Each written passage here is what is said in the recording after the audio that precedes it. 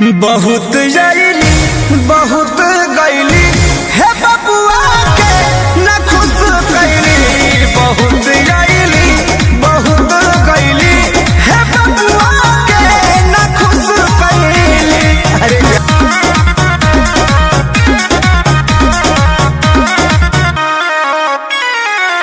ऐसे तो ढेर घर भोज भइल बा, कहिया न चैप्टर कलोज भइल बा।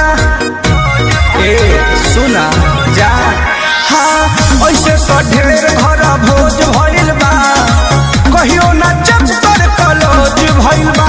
कोनो मिलन न बंद थैली। बहुत जाइली बहुत गईली हे बबुआ के ना खुश कैली। बहुत जाइली बहुत गईली हे बबुआ के ना खुश कैली। एगो बढ़िया ना मिलल आशा छोड़